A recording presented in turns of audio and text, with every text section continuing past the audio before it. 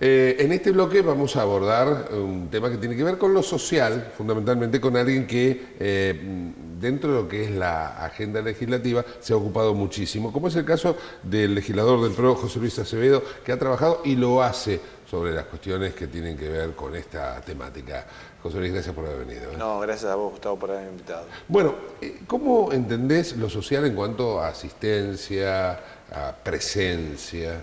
Y lo social lo tenés que dividir en dos ejes fundamentales. Uno, lo que es puramente asistencial, de lo que es puramente promocional. A veces, por cuestiones políticas, se va confundiendo y lo promocional se convierte en asistencial, y lo asistencial entiende que es promocional, pero no termina siendo así.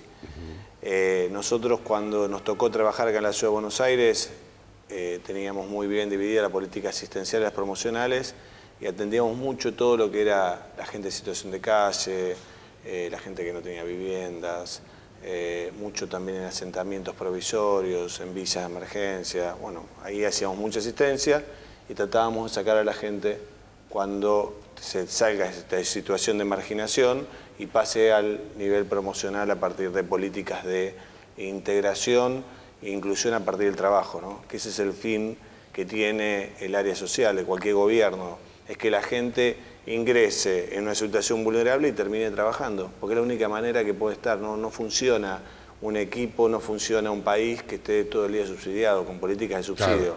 Ahora, pero para ello tal vez necesitas que esa gente sea dócil, ¿no? Porque no me parece que, no, en serio, no me parece que uno esté trabajando o pueda trabajar del mismo modo con todos, ¿no? Hay gente que por ahí se resiste un poco a recibir la asistencia. Hay otros que están pidiéndola de una manera permanente, ¿no?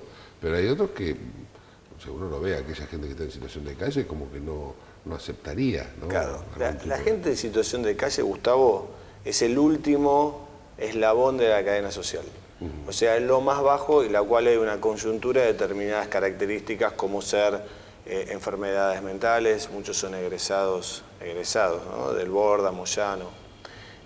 Tenés gente que tuvo problemas personales y de grandes depresiones. Definime qué es egresados del Borda. Egresado es que el Borda tiene una política de puertas abiertas, no de institucionalización del paciente, por lo tanto cuando lo ven un poco estabilizado lo sacan del hospital y a veces termina en la calle.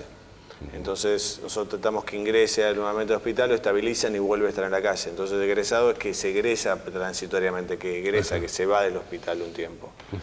Es la coyuntura de un montón de características, como decía, unidas a esa falta de destino, falta de horizonte, problemas que han tenido en su infancia, bueno, gente que tiene alguna discapacidad.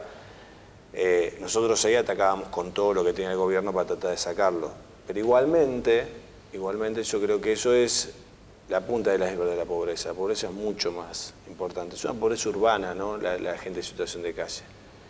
Nosotros tenemos que atender de que yo creo que lo que no funciona en políticas sociales es la docilidad del pobre.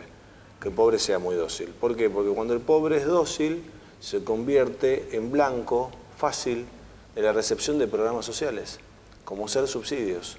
Entonces el subsidio lo que hace al pobre lo dociliza aún más. Sí, lo doblega. Lo adormece, lo doblega, se acostumbra a vivir sin trabajar y le parece normal que el trabajo de la persona sea buscar todos los laberintos que hagan a mantener el programa social o mejorarlo, o que otro integrante de su familia tenga otro programa social. Trabaja para no trabajar, o sea, pero nosotros la búsqueda del no trabajo. Exactamente, pero nosotros no estamos en contra de esa posición, porque se ha convertido en un recurso de vida genuino, porque es tan genuino ese recurso de vida como el nuestro, en cada una de las ocupaciones que tenemos a diario. Entonces lo que hay que hacer es seguir manteniendo esa coyuntura, pero al mismo tiempo es ir modificándolas con políticas mucho más agresivas, en el cual la persona armarle un destino de vida y que entienda que la inclusión social se da a partir del trabajo y que vivir de esa manera no está viviendo bien. Porque este gobierno, sobre todo el gobierno nacional, ha quedado en la lógica que ha pasado prácticamente de tener una pobreza muy alta en el año 2001, que era muy alta, a llegar a un 20% y pasamos nuevamente a un 40% prácticamente de pobreza. Y el problema es que todos esos sectores que están por debajo del 40% sienten que están viviendo relativamente bien. Se acostumbraron a vivir mal y piensan que vivir bien. Nosotros lo que necesitamos es una actitud cuasi rebelde, estos sectores, que tengan la necesidad de vivir mejor y que se conviertan en un punto de reclamantes, o sea, que reclamen la situación de salir mejor, que tengan esa energía, esa fuerza de salir a buscar su trabajo, generarlo, emprendedores, tratar que el hijo no reproduzca la situación que viven ellos. Para eso es que la tenemos... sistematización de prácticas sociales, ¿esto? Sí, 12 años y podemos prolongar mucho más en la provincia de Buenos Aires, 30 años de clientelismo escondiéndose detrás de programas sociales. O sea, lamentablemente muchas veces el Ministerio de Desarrollo Social de Nación se convierte en una gran caja política donde se sostienen políticas clientelares y lo único que se asiste mal y se promociona nada. Entonces es ahí donde nosotros tenemos que intervenir fuertemente y más, creo que va a ser, cuando Mauricio sea presidente, va a ser su agenda número 1. ¿Y cómo se hace para dar asistencia social descartando este plano, ¿no? ¿Cuál sería la mejor manera o la buena manera de brindar asistencia social? En primer lugar, sosteniendo los programas que tenés. Vos no podés hoy llegar al gobierno y sacar todos los programas porque creás un caos social enorme, porque hoy esos programas sociales son una herramienta importante de contención, ¿no? Social, pero de a poco ir pensando en políticas de incorporación al empleo de todas estas personas, ¿no? Que empiecen lo que van ganando, que lo empiecen a ganar producto de su empleo, ¿no? Yo había pensado algunos proyectos que tenían que ver con que la persona, ¿qué pasa? La persona tiene miedo de ingresar a trabajar y perder su programa social, porque muchas veces de parte de algunos patrones hay abusos con respecto a eso. Entonces lo toman 6 meses y a los 6 meses lo echan y cuando quiere ingresar al programa social, el programa social lo tiene de baja. Nosotros, ¿qué pensamos? A un punto es sostener el trabajo, que el programa social por ahí sea una parte de su ingreso de trabajo, de su ingreso laboral, ¿no? Sí. Y que el patrón le pague otra por encima y que si mañana tiene un problema con la patronal pueda volver a seguir sosteniendo su subsidio original, cosa de que les garantías que conseguir un empleo no le implica perder un derecho que ellos genuinamente querían haber conseguido. ¿Esto sería el proyecto que estás trabajando en la Ley de Educación para el Trabajo? No, eso de la Ley de Educación para el Trabajo es otra. Esto es un proyecto que estoy trabajando con todo un equipo social para tratar de presentarlo. Se lo voy a presentar con el senador Diego Santilli, ahora buscaremos a otro porque seguramente va a ser vicejefe, cosa que se haga una ley con respecto a esto, porque hoy en la mayoría de los programas es incompatible, salvo Ciudadanía Porteña, el programa social con el empleo, ¿no? Entonces las personas no quieren ingresar al sistema de trabajo, o sea, nosotros decimos, te ofrecemos que ingreses a trabajar, buenísimo. ¿Y qué hago con el programa? Lo perdés, entonces no trabajo. Entonces nosotros al revés tenemos que incentivar que trabajen por más que tengan el programa social. Entonces que el programa social se incorpore como parte de su sueldo. Y cosa que si mañana renuncian al trabajo, en el término de 1 año, 1 año y medio, no sé, vuelvan a ingresar. Siempre tengan eso y que tengan eso. Es una confianza primaria y una relación directa con el Estado. Nosotros lo primero que tenemos que hacer es correr al puntero. Porque el puntero es el intermediario y abusador de los sectores sociales. El que genera el clientelismo. Y genera el clientelismo, utiliza la plata del Estado en detrimento propio. Nosotros lo que queremos hacer acá es que la relación del Estado sea directo con el beneficiario. Directo. En la ciudad lo demostramos, lo pudimos hacer. Cuando llegamos nosotros a la ciudad, había un programa de cajas de alimentos, que eran 50.000 cajas que se entregaban a la ciudad de Buenos Aires, directamente del mercado central. Esas 50.000 cajas eran horribles, o sea, era enseñarles o darles algo para que compulsivamente puedan cocinar. Nosotros entendíamos que la pobreza tiene que emanciparse, en este sentido de que puedan tomar decisiones. Entonces me acuerdo que me parece que nosotros pagábamos 40 pesos por caja, alimentos de cuarta, marca desconocida. Eso es lo que les mandaba en el año 2008 los sectores progresistas, entre comillas, a los sectores más pobres de la ciudad. Nosotros lo cambiamos, hicimos un ticket social, Ese ticket social comprendía de los 40 pasamos a los 120, eso te hablo en términos de antes. Triplicamos el ingreso que le dábamos a la persona, pero con ese ticket podían cambiar en muchísimos supermercados de la ciudad y elegían qué alimentarse. O sea, nosotros nunca le dimos prioridad a qué tenían que elegir. No podían comprar bebidas alcohólicas, por supuesto. Bueno, pero esto no elimina, no necesariamente digo elimina al puntero. Sí, lo elimina. El puntero puede seguir trabajando y puede seguir ofreciendo otras cosas. Otras cosas, claro. Que es bueno, a ver, el puntero, en la medida que sea un mediador social, es bueno.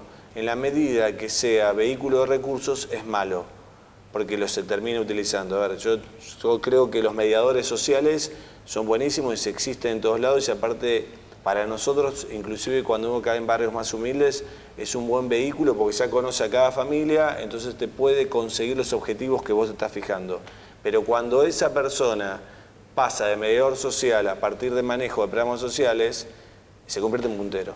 Y cuando se convierte en puntero se desvirtúa absolutamente esto. Nosotros tenemos que recuperar el sentido de mediadores sociales, que ese sería como el primer escalón del dirigente político también, porque el mediador social rápidamente puede pasar, el que tiene un compromiso social puede pasarte un compromiso más amplio con la política. Seguro. Pero no cuando maneja recursos públicos, porque el único que tiene que manejar recursos públicos es el Estado.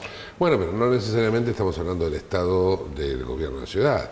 Está el Estado nacional, están los estados provinciales, te pueden traer cosas de cualquier lado y mover masas.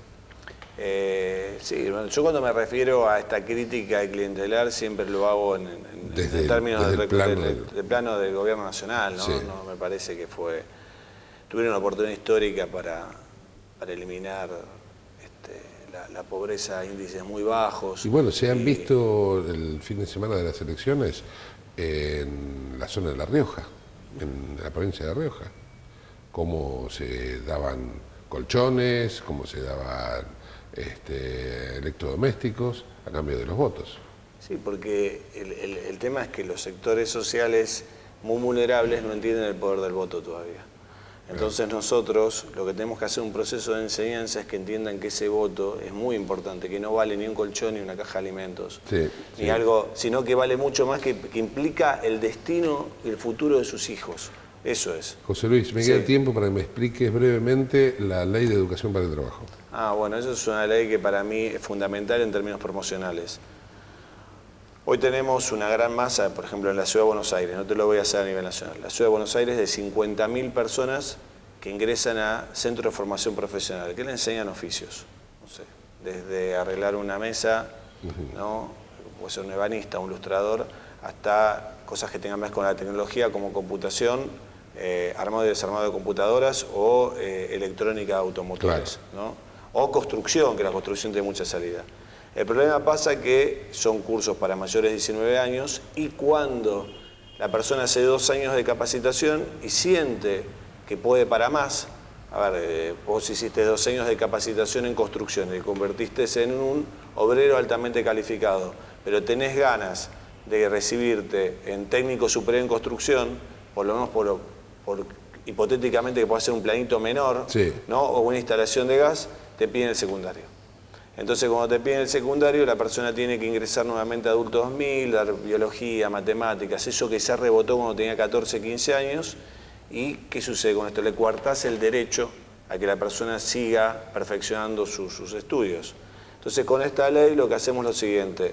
Esos 2 años que cursaría, no sé, en la UOC, la construcción, se le sumaría una carga horaria mínima exigente de 400, 500 horas en 2 años. Eso se convalidaría con un puntaje determinado que le permitiría hacer un mínimo CBC e ingresar a un instituto superior no universitario para que pueda seguir una carrera no universitaria. Si me decís que toma el título secundario, no. ¿Es competitivo con el título secundario? No, no es competitivo, pero le permite tener una terminalidad educativa superior. Ahí está. Te agradezco muchísimo, ha sido muy amable. Bueno, y otra vez vamos a desarrollar un poquito más todos estos temas. Gracias. Te agradezco mucho. No se vayan, ya seguimos con la legislatura y la gente.